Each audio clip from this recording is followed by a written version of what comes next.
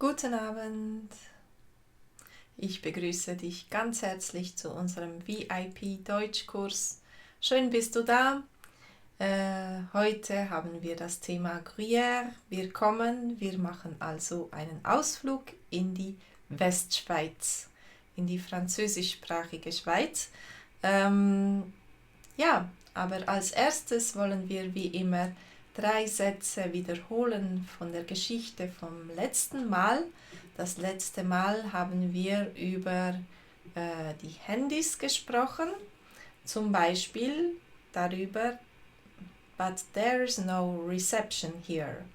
In den Bergen kann man sein Handy nicht überall gebrauchen, eben wegen diesem Problem. But there's no reception here. Was ist das auf Deutsch? Ja, früher war das viel schwieriger in den Bergen, heute ist es schon besser, aber es gibt trotzdem noch Orte, wo das nicht so gut funktioniert. Und dann, the battery is empty. Wenn man natürlich das Handy viel gebraucht, dann nachher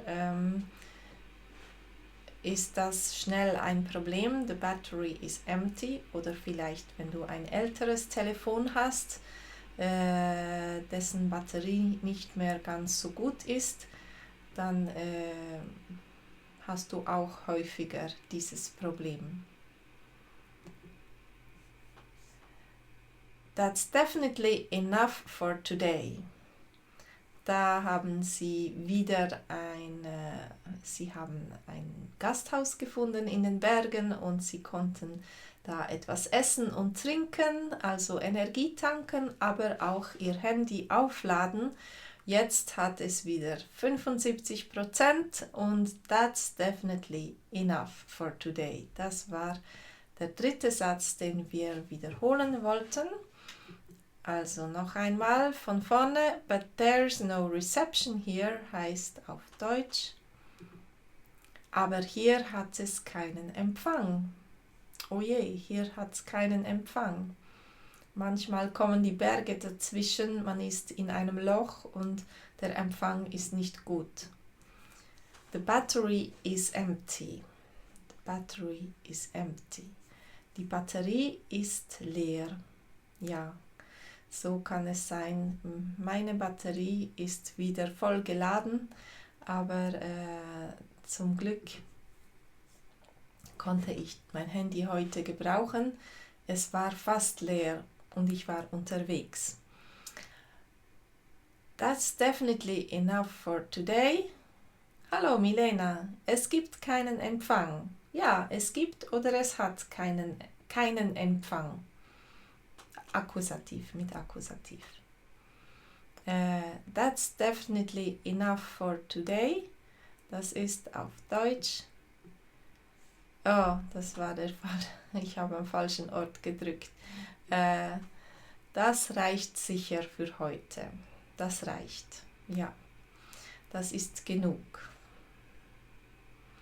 Auch wenn ich noch Google Maps brauche und andere Applikationen, das reicht.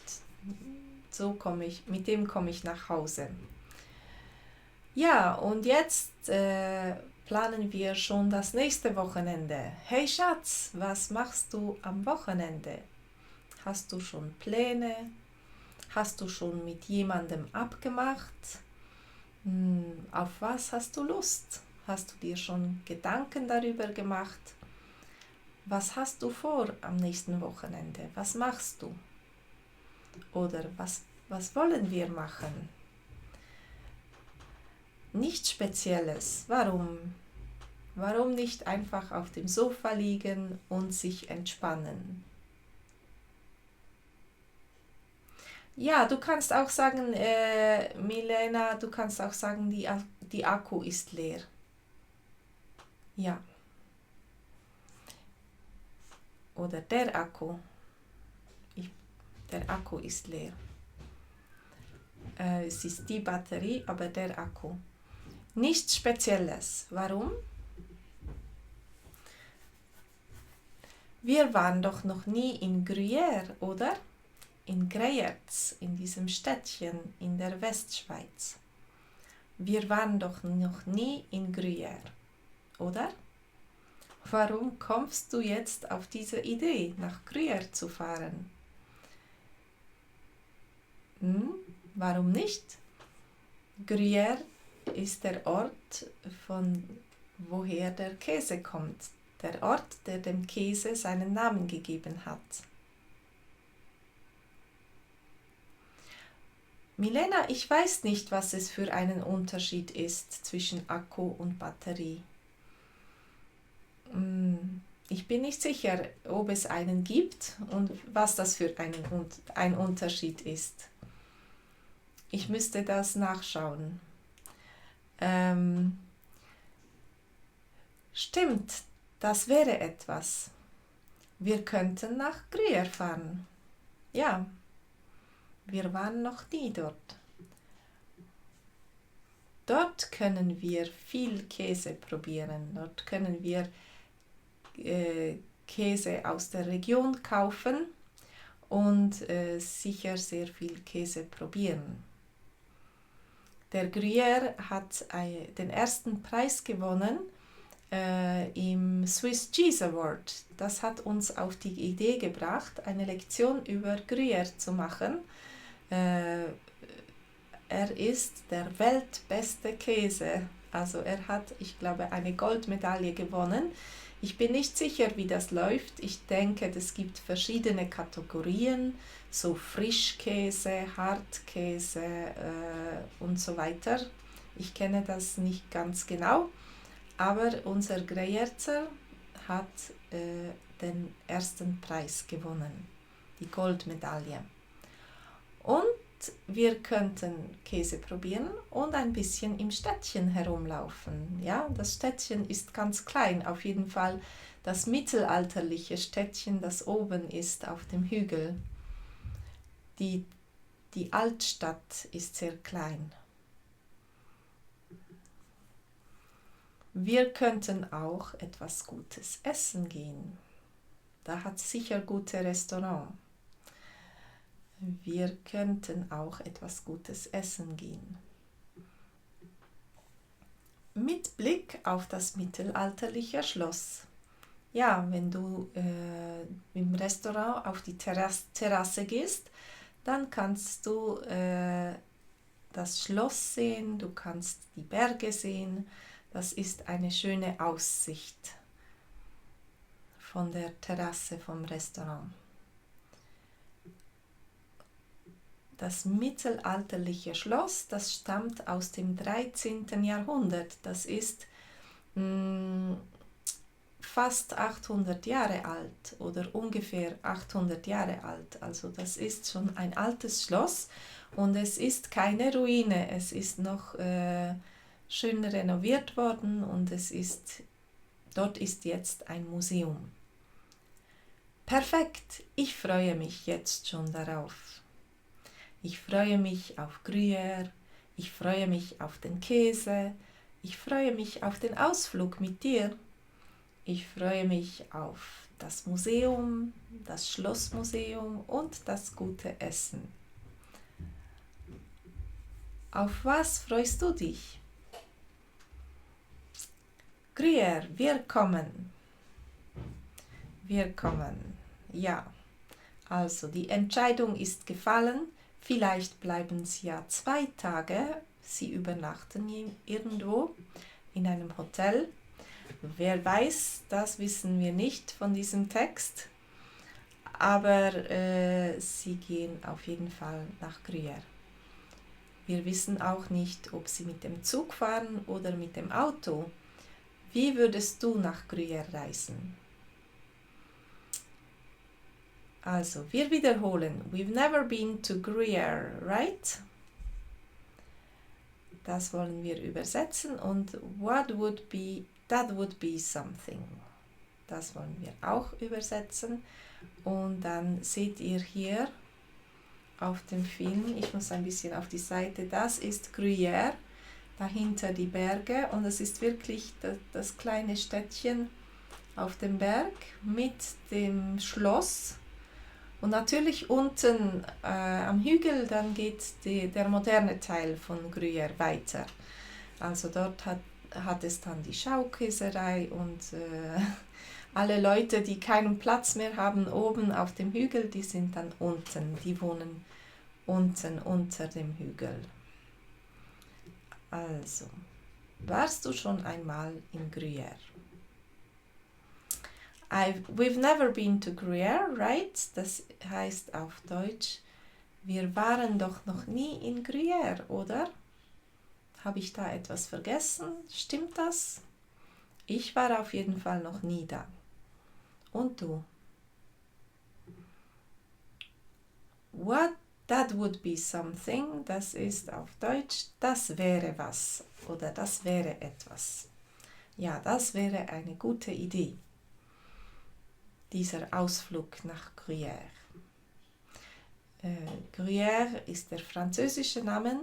Wir sagen auch Greyerz, aber es ist im französischen Teil vom Kanton Freiburg. Also die meisten Leute da sprechen sehr wahrscheinlich Französisch. Kannst du Französisch? Ja.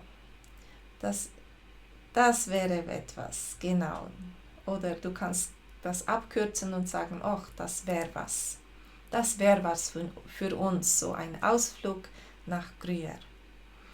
Da sind wir in Gruyère. So schön.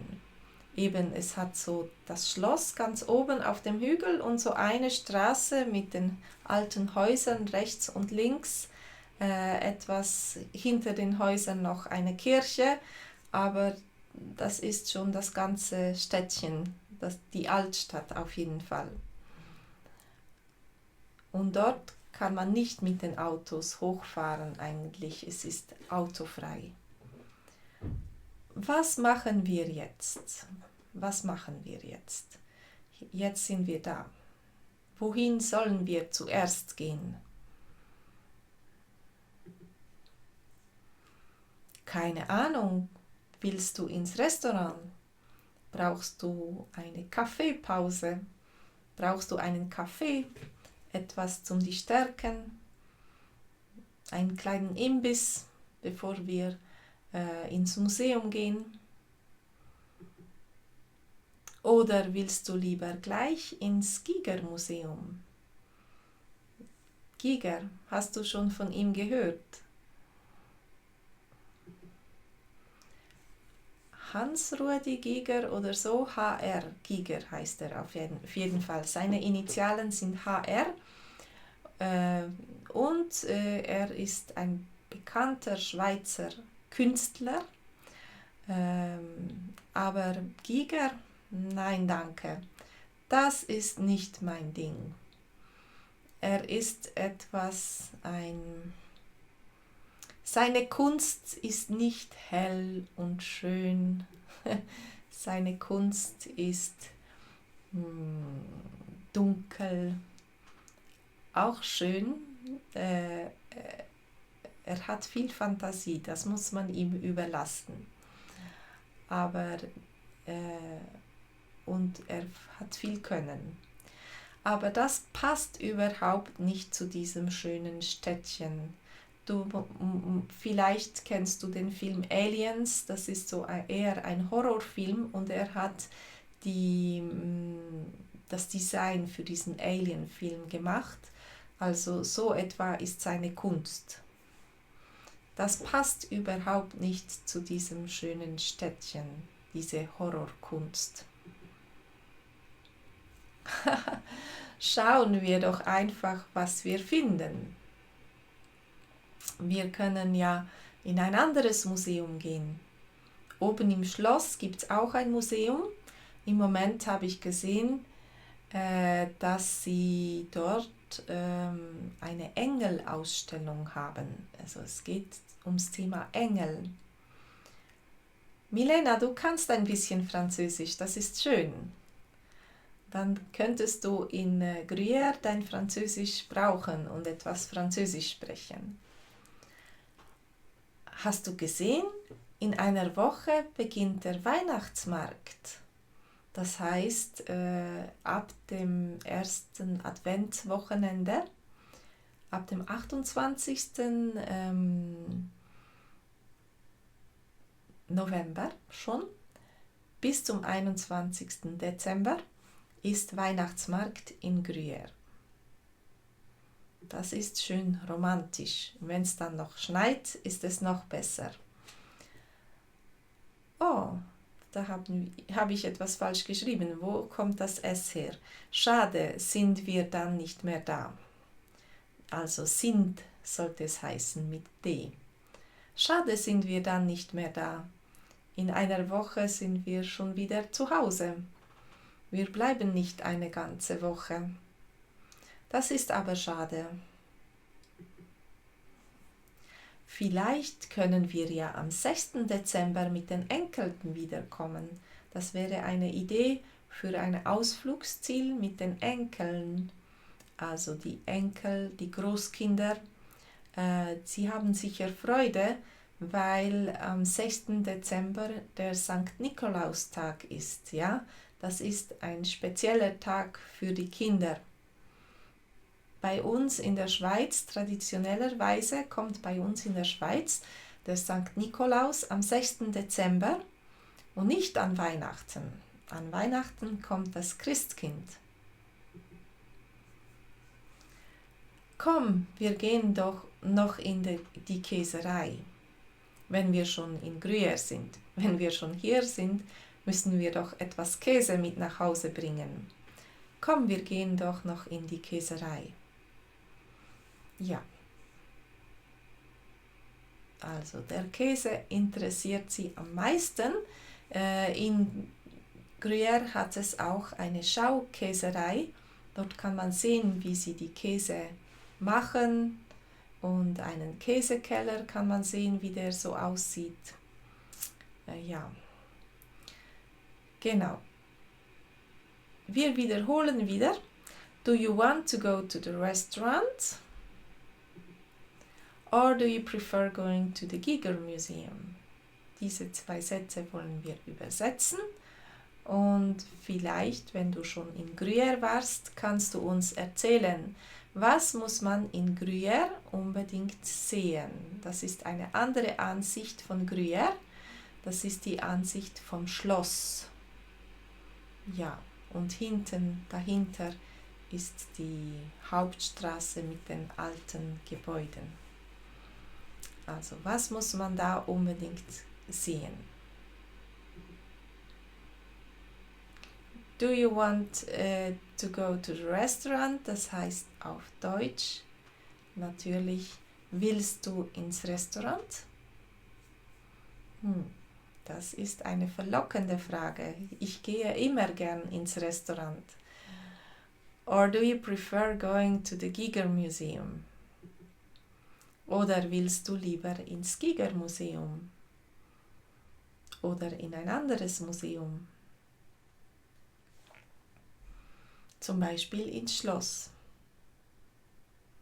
Dort hat es auch eine Ausstellung über das Leben im Mittelalter und jetzt eine Ausstellung über Engel. Engel sind diese Wesen, die Flügel haben, ja, die Nachrichten bringen von Gott. Das sind Engel. Was muss man in Gruyère unbedingt sehen? Ich habe schon ein bisschen darüber gesprochen und wir gehen jetzt in die Käserei. Was würdest du gerne in Gruyère besuchen? Wow, schau all diesen Käse an. Schau dir das an. So viele verschiedene Käse. So viele verschiedene Käsesorten. Welchen magst du am liebsten? Welchen Käse magst du am liebsten? Den Gruyère, den Emmentaler, den Appenzeller, den Tilsiter oder den Vacherin? Welchen magst du am liebsten? Den Gruyère, ganz klar, das ist mein Lieblingskäse und das ist der Käse, der den ersten Preis gewonnen hat. Genau gesagt ist es eine Käserei aus dem Gantrisch-Gebiet, die den ersten Preis für ihren Gruyère gewonnen hat. Den Gruyère. Den milden oder den rezenten? Den würzigen, der etwas schärfer ist. Ja, eben, rezent. Den milden oder den rezenten? Wenn du in der Migros einen Käse kaufst, dann musst du auch immer schauen, ist das der milde oder der rezente? Den milden finde ich etwas besser. Das ist auch meine persönliche Meinung. Eigentlich esse ich ein bisschen lieber den milden Gruyère. Aber der andere ist auch gut. Da nehme ich einfach etwas mehr Brot und Butter dazu, damit er auch gut ist. Damit das Verhältnis stimmt. Ich mag Appenzeller lieber, sagt Simon. Ich mag den Appenzeller lieber. Er ist würziger, noch würziger als der Gruyère. Manche Leute würden sagen, er stinkt. Meine Schwägerin sagt immer, oh, bring mir etwas stinkenden Käse nach Hause. Ah ja, der ist mir zu streng. Dieser Käse ist mir zu streng, das ist zu stark für mich. Appenzeller ist vielleicht auch gut mit viel Brot und viel Butter, damit es nicht zu streng ist. Maréchal, da ist ein Schild mit dem Namen Maréchal. Das habe ich noch nie gehört. Was ist das für ein Käse? In der Käserei kannst du dann in solchen Situationen oft ein Stückchen von diesem Käse probieren. Das ist ein neuer Käse aus der Region. Seit einigen Jahren ist der Gruyère Käse eine geschützte Marke und Käsereien, die nicht in der Umgebung ihren Käse machen, die dürfen ihren Käse nicht mehr Gruyère nennen. Milena, du magst allen Käse, ja, alle verschiedenen Sorten. Weichkäse, Hartkäse, französische Käse oder bulgarische Käse. Ich weiß nicht, macht ihr gute Käse in Bulgarien? Also das ist ein neuer Käse aus der Region. Möchten Sie ein Stück probieren? Ja, die Käsereien, die nicht mehr in der Region von Gruyère sind, genau genommen, die dürfen keinen Gruyère mehr machen und sie mussten sich etwas anderes ausdenken, andere Käsesorten, andere Namen. Möchten Sie ein Stück probieren? Ja, ich sage nie nein, wenn mich jemand fragt, ob ich etwas probieren will. Ja, gern. Ich nehme ein halbes Kilo davon. Ich nehme ein halbes Kilo davon. Ah, ihr macht Feta. Hausgemachten Feta so quasi. Der ist sicher auch gut. Dieser Käse schmeckt mir, der Maréchal, das ist ein vorzüglicher Käse. Das macht 11,50 Franken bitte. Ein halbes Kilo für 11,50 Franken, das heißt ein ganzes Kilo kostet 23 Franken. Das ist so ein guter Schweizer Preis. Ein Moment, ich möchte noch viel mehr kaufen. Ja, seine Frau will schon zusammenpacken und gehen, aber Simon möchte noch mehr kaufen.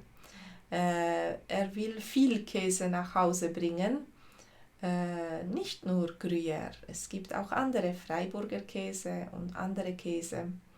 Ja, Hauptsache, Hauptsache der Käse wird von einer Käserei in der Umgebung gemacht. Dann kann man regional kaufen. Es gibt sicher auch Bergkäse oder Schafkäse oder Ziegenkäse. Es gibt viele verschiedene Käse. Aber ich habe das Gefühl, in der Schweiz essen wir nicht so viel Feta.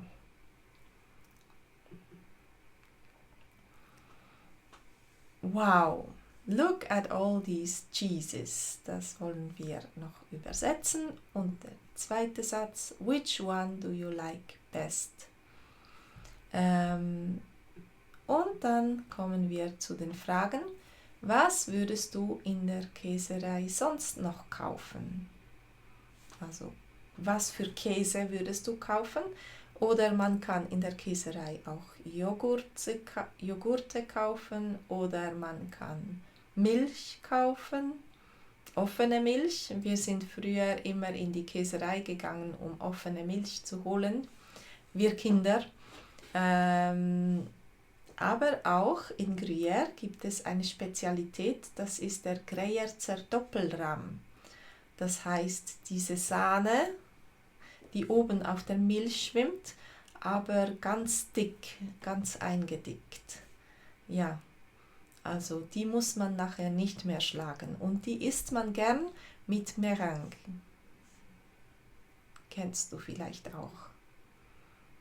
Also, wow, look at all these cheeses, das heißt auf Deutsch, wow, schau all diesen Käse an. Oder du kannst auch sagen, schau dir all diesen Käse an.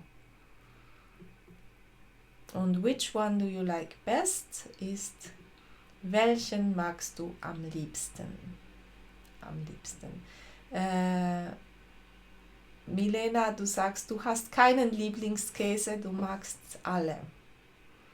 Alle, ja. Ich mag zum Beispiel auch Gorgonzola mit Spaghetti zum Beispiel. Nicht alleine. Gorgonzola alleine ist etwas auch streng oder würzig. Aber so mit Spaghetti, dann hat man schnell gekocht. Was würdest du in der Käserei sonst noch kaufen? Dann kommen wir zu den Fragen und dann gehen wir gleich über nachher ins Zoom-Treffen. Also zuerst gehen wir durch die Fragen und dann können wir darüber sprechen. Hast du schon von Gruyère gehört? Vom Städtchen? Gruyère? Wo liegt Gruyère? Weißt du das? Wo liegt es? Kennst du die Westschweiz, die Romandie oder das Welschland, sagen wir auch? Vielleicht mehr auf Schweizerdeutsch als auf Hochdeutsch. Die französischsprachige Schweiz. Kennst du die? Planst du einen Ausflug in die französischsprachige Schweiz? Planst du in nächster Zeit einen Ausflug dahin? Was ist dein Lieblingskäse? Welchen Käse magst du am liebsten? Ich muss sagen, mein Lieblingskäse ist, glaube ich, wirklich der Maréchal. Früher war es der Greyerzer, aber Maréchal finde ich besser. Ich weiß nicht, ob sie den auch hatten an diesen World Cheese Awards und warum er nicht gewonnen hat. Wie oft isst du Käse? Wie oft? Isst du jeden Tag Käse oder sporadisch? Oder morgens, mittags und abends? Was ist der beliebteste Käse in deinem Land? Gibt es einen Käse, den alle Leute essen und mögen? Machst du zu Hause Fondue oder Raclette? Natürlich braucht man da etwas dazu. Man braucht ein Fondue Caclon oder etwas fürs Raclette, einen Raclette-Ofen. Aber wenn du das nicht hast, kannst du ihn vielleicht ausleihen von deinen Nachbarn. Warum nicht? Du kannst deine Nachbarn fragen, ob sie so ein Gerät haben und dir das ausleihen können. Hast du schon einmal die Schaukäserei in Gruyère besucht oder vielleicht eine andere Käserei? Hast du schon mal gesehen, wie sie Käse machen? Und dann kommen wir weiter zum Künstler. Kennst du H.R. Giger? Und hast du schon von seinem Museum gehört, vom Giger Museum? Ich weiß nicht, wie das kommt, dass das da oben ist, in dieser schönen, pittoresken Altstadt von Gruyère.